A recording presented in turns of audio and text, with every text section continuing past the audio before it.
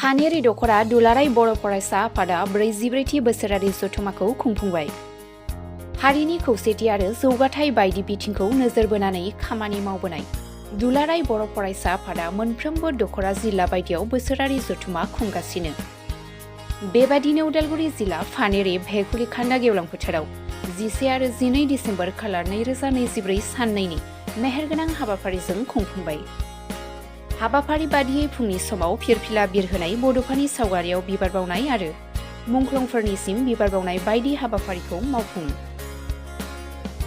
जोबथा साननि गेवलां मेलखौ थामहिनबा दिनै बाबुल बर' उदालगुरि जिल्ला एबसुनि गाहाय नेहाथारिया बेखेवनानै होनाय गेवलां मेल हाबाफारियाव गाहाय आलासि महरै बाहागो लायो खनिन्द्र बसुमतारी गाहाय नेहाथारि एबसु। बे समाव खौरांनि गेजेरजों बारग' आफादगिरिनि बिबुंथि।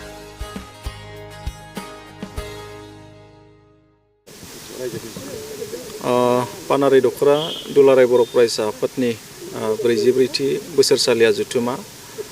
बे बोसोरसालिया जथुमाखौ जोङो साननैनि हाबाफारिजों जोङो लादोंमोन 10 आरो 12 डिसेम्बर। बेवहाय जोङो रायजो राजा बिथांमोननिफ्राय जों गोबां अनसायनायखौ जों मोनदों आरो बे 2 बोसोरनि जा बिबान बोथोरमोन 2023 आरो 24 आंनि आफादगिरि मासि लानानै सालायनायाव बे 2 बोसोराव जोंनि ओनसोलनि गासैबो गामिनिफ्राय गासैबो रायजो राजा बिथांफोरा मोनफ्रोमबो बिथिङाव आंखौ मदद होनानै दुलाराय बर' फरायसा आफाद पानारि दखरा एबसुखौ जोबोद मददथि होबोदों। आं बेखौनो आसा फारिदों जोंहा मैया थान्दै मेलनि गेजेरजों जा मोनसे गोजाम आफादखौ सिफायनानै गोदान आफाद दानानै लानाय जाबाय।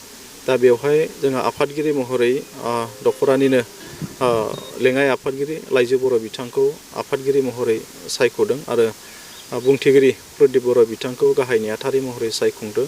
दा बे समाव आं रायजो राजा बिथांमोनखौ आं बेखौनो खावलायगोन थांनाय समफोरनि बायदि जोंनो जाबायदि अननाय होबाय जाहाथे फैबाय थानाय जा गोदान बडि बिथांमोननोबो जाहाथे रायजो राजा नोंथांमोना जाहाथे अननायखौ होलांगोन बेखौ आं रायजो राजा नोंथांमोनसिम खावलायनाय थाबाय।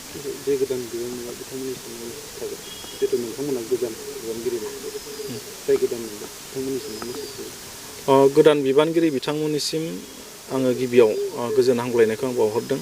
आसा फारिदों बिथांमोननि टीमनि गेजेरजों जोंनि ओनसोलनि जौगाथाय खौसेथि बेफोरखौ जाहाथे बिथांमोना समान रोखोमै नोजोर होनानै लाखिलांनो हायो। आरो मोनसे बिथिंखौ जोङो थान्दै मेलाव सावरायबावदों थांनाय गोलाव सम जोंनि गेजेराव मोनथाम गोरोबथा जालांबाय बिएसि गोरोबथा बिटिसि गोरोबथा आरो बिटिआर गोरोबथा। बे गोरोबथानि उनाव गुबुन गुबुन ओनसोलफोराव जोङो गुबुन गुबुन फसंथानफोर जोङो गायसननाय जों नुनो मोन्दों। नाथाय पानारि ओनसोल हिसाबै जोङो बिदि दिनैसिम 17 बोसोराव जेबो अनुस्थानफोर मोननो हायाखै आरो नैबे 5 बोसोरावबो जों जेबो अनुस्थानफोर दिनैसिम गायसनजानायखौ जों नुनो मोनाखै।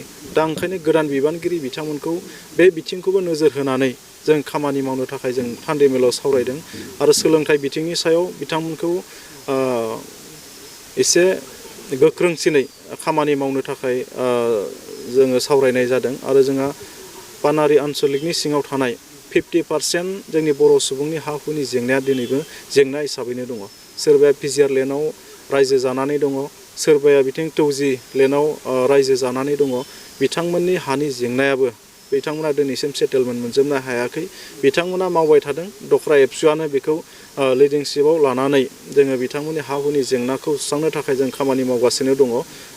बियो दा नाथाय मोनसे आद्रा महराव जाना थाबाय आंनि बिबान बोथोरनि समाव। फैबाय थानाय समनि बिबानगिरि बिथांमोनखौ जाहाथे बे जेंनाखौबो जाहाथे आबुङै फोजोबस्रांनानै होयो बिनि थाखाय खामानि मावनो थाखाय आं खावलायबाय।